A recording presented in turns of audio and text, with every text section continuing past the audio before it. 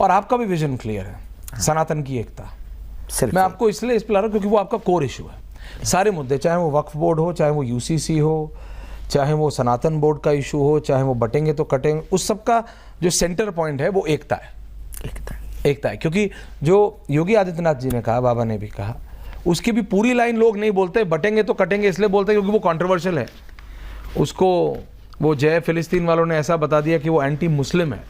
हालांकि बाबा ने कहा मेरी पूरी लाइन सुनो, बटोगे तो कटोगे, एक रहोगे तो नेक रहोगे। प्रधानमंत्री नरेंद्र मोदी ने कहा एक रहोगे तो सेफ रहोगे। तो एकता की इतनी आवश्यकता है बाबा, आपको सच में लगता है आज? एकता की ताकत तो बहुत है।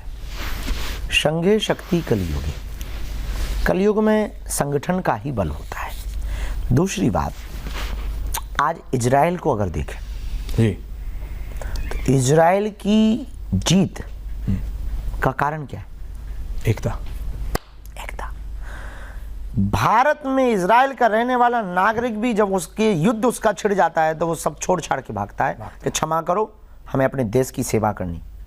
ये तो और 18 साल का बालक एयरपोर्ट पर, दिल्ली के एयरपोर्ट पर खड़ा मिलता है। हमने किसी से पूछवाया कि आप इनको इंग्लिश में पूछो कि आप जा क्यों रहे हो, तो उसने कहा कि अब बाकी तो सब ठीक है, ये धंधा बिजनेस कंपनी का ये सब चलता रहेगा और मुझे अपनी देश की सेवा करनी है, मेरे देश पर संकट आ गया। ये आपके साथ पर्सनल एक्सपीरियंस था? ये हमारा एक्सपीरियंस।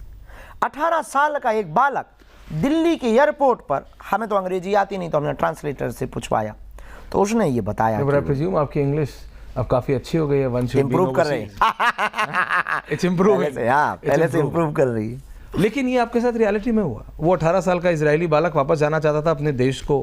हाँ, हम कहीं जा रहे थे, एयरपोर्ट में हमें मिला, वहां से वहां आपको लगा कि एकता की वजह? अद्भुत बात। मतलब हम अंदर प्रवेश ही किए थे कि हम सामान के लिए खड़े हुए थे, तो तब तक वो एक बालक खड़ा हुआ था तो पूछवाया कि इसको पूछो कहाँ से है। बहुत से लोग सेल्फी ले रहे थे, वो थोड़ा सा अलग टाइप का खड़ा हुआ था। तब हमें पता लगा कि अपने देश जा रहा है, इजराइल जा रहा है। वैसे आपको ये पता है नहीं पता है, जिस एयरपोर्ट पे आप खड़े थे उस पे भी, उसको भी वक्फ बोर्ड की प्रॉपर्टी बताया गया है। भारत की संसद को वक्फ बोर्ड की प्रॉपर्टी बताया गया है। 64% दिल्ली और 40+% लखनऊ को वक्फ बोर्ड की प्रॉपर्टी बताया गया है। जस्ट बता रहा हूँ, जिस एयरपोर्ट पे आप और हम, ये पूरा हिंदुस्तान जहाँ से दिल्ली के अंतर्राष्ट्रीय हवाई अड्डे से उड़ता है, उस पूरे को वक्फ बोर्ड की जमीन बता दी गई। फिर तो देश लुट गया है। ऐसा बोर्ड तो हमें भी बनाना है। ऐसी बात मत बोलिए, आप तो बोर्ड एकता के लिए बना रहे हैं, आप थोड़ी प्रॉपर्टी मतलब इकट्ठा करने के लिए। गजब ही है, फिर तो हद हो गई भाई। संसद के ऊपर, संसद के ऊपर की संसद वक्फ बोर्ड की जमीन पे बनी है, और क्या बचा है? गजब है। फिर तो अब देश बचे ही नहीं, फिर तो उन्हीं का हो गया है। जब संसद उनकी हो गई तो सांसद उनके हो गए। संसद में बैठने वाले लोग उनके होंगे। ये मूर्खता है, इस पर संशोधन बहुत जरूरी है और बहुत बारीकी के साथ संशोधन होना चाहिए। और सनातन बोर्ड को भी एक महत्व दिया जाना चाहिए, वो भी जल्दी दिया जाना चाहिए। बातों से काम नहीं चलेगा। अब सनातनी हिंदुओं को बाहर निकलना पड़ेगा, क्योंकि करो या मरो की बारी है, भारत पर संकट भारी है। अब एक आध और सवाल, में ज़्यादा नहीं, आपको लगता है सनातन बोर्ड के लिए सारे हिंदू धर्मगुरु या सनातनी धर्मगुरुओं को एक साथ आना पड़ेगा? आना तो चाहिए, अलग अलग, लेकिन इतना आसान नहीं है। आप बात करते हैं, मैंने देखा था पिछली बार 2-3 धर्मगुरु बड़े बड़े एक साथ आ जाते हैं, लेकिन जब इतनी बड़ी चीज़ है, खरा मत मानिएगा, मैं सबका बहुत आदर कर, लेकिन सबको एक साथ आना, उनका वक्त, हमारे सनातनी धर्मगुरु एक साथ आने में कोई दिक्कत है क्या? आप तो युवा हैं, आप तो सबकी इज्जत करते हैं, मैंने देखा है। उसके पीछे सबसे बड़ी कारण है, इस देश में जब तक सनातन के प्रचारक अपने आप को पोस्टर बॉय समझेंगे, मैं ही सर्वोसर्वा हूँ, मेरे ही कारण ये सब कुछ हो रहा है, तब तक सनातन एक नहीं होगा। तब तक बहुत जोरदार तरीके से आप किसी भी विषय के मुद्दा को पूर्णता सफल नहीं पा सकते, अलग अलग मुंह भर चलाते रहेंगे। हमें ये लालच त्यागना पड़ेगा कि हमारे कारण ऐसा हो रहा है, ये लालच त्यागना पड़ेगा। हिंदू सनातनियों के कारण ऐसा हो रहा है और हम सब एक साथ मिलकर के कर रहे हैं, तो हो जाएगा।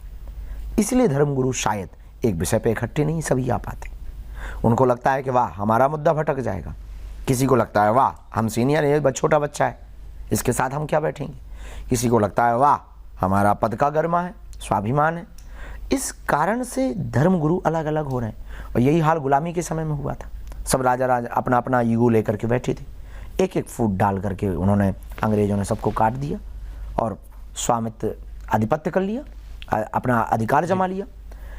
जब उनके बीच में से लोग निकले, सुभाष चंद्र बोस हो या फिर चंद्रशेखर आज़ाद हो या फिर भगत सिंह हो या फिर सुखदेव हो, जब ये सब निकले, भले ही मिशन अलग अलग थे पर विजन एक था, टारगेट एक। मिशन अलग अलग थे, रास्ते अलग अलग थे, पर टारगेट और विजन एक था, लक्ष्य एक था, एम एक था, आजादी आजादी आजादी। हर आदमी चिल्लाता था मुझे आजादी चाहिए, और वो कहता तुम मुझे खून दो मैं तुम्हें आजादी दूंगा। रोंगटे खड़े हो जाते हैं जब उनको पढ़ो, आज भी। और वो अपने खून को चिगाड़ फब्बारा मारते थे उनके खून पर, वो कहते थे मुझे आजादी चाहिए।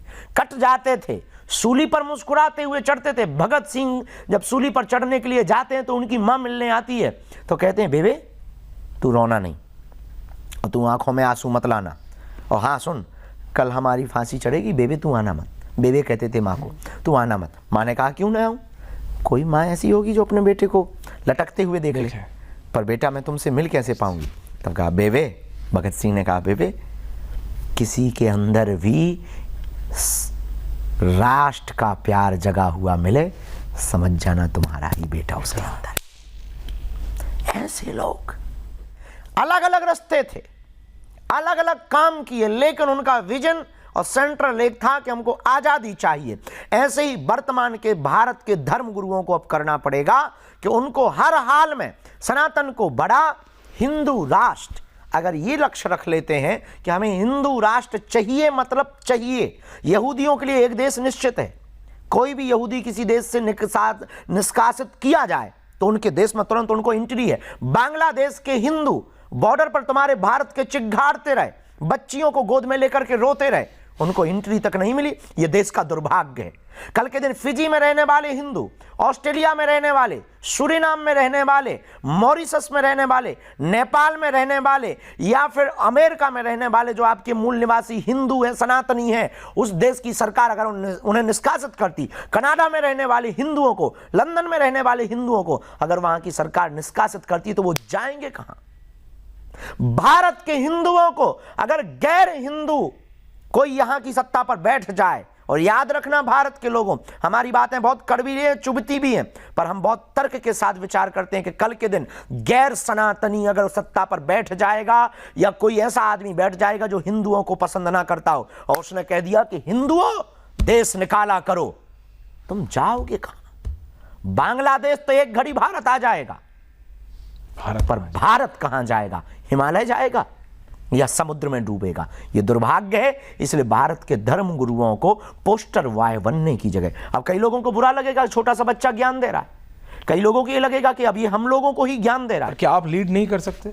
आप यात्रा निकाल रहे? हमें लीडर बनने का शौक नहीं है,